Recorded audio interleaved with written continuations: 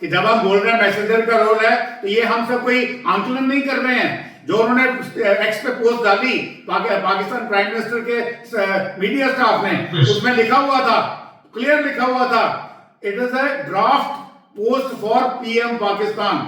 Draft post मतलब ये America से आई थी एज ए ड्राफ्ट, इसको आप रीपोस्ट कीजिए, और उन्होंने वैसे ही रीपोस्ट कर दिया, तो प्रूफ हो गया कि ये अमेरिका से आई है। दूसरी बात जो है, जो यूएई ने उनको बोला 3.5 बिलियन डॉलर हमसे लिया था लोन, वापस कीजिए, तो इनके रक्षा मंत्री कहते हैं देखिए हम इस युद्ध में बहुत प्रभाव दे रहे हैं, क्योंकि हम उनका पैसा अपने दोस्त को वापस देने की उनका बहुत उनकी हानि हुई है। तुम्हारे पास अपने पास तो खाने को है नहीं, 1-1 बिलियन डॉलर आईएमएफ पे मांगते हो, तो 3.5 एक दोस्त को दे रहे हो उनकी मदद के लिए। एनीवे, तो दैट इज पाकिस्तान। अब जहां रही बात चाइना की, ये बहुत इंपॉर्टेंट है। चाइना, एक तो मैं बोल रहा हूं, डोनाल्ड ट्रंप ने वेनेजुएला जाने से पहले चाइना के साथ, शी जिनपिंग के साथ एक गुपचुप समझौता किया था, जिसमें G2 की बात कही गई थी।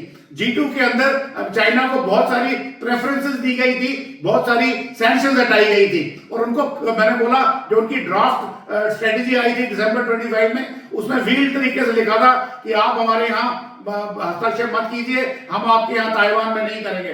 तो ऐसी अंडरस्टैंडिंग के साथ आए थे, तो इसलिए चाइना चुप था। परंतु चाइना ने फाइनली देखा, क्योंकि ईरान उनका ही एक एलाई है, खुल के तो नहीं आए, परंतु उन्होंने बोला कि जो भी आपने तेल की कीमत लेनी है वो युआन में लीजिए। तो अल्टीमेटली जो डी डॉलराइजेशन का असली मकसद था वो पूरा हो रहा था, और चाइना की करेंसी थी वो स्ट्रांग हो रही थी।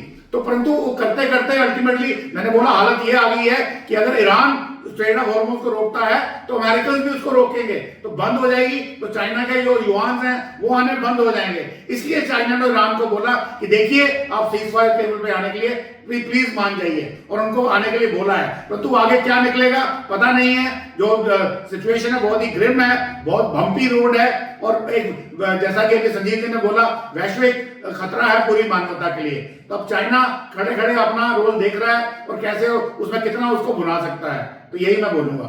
Thank you. Please like and subscribe.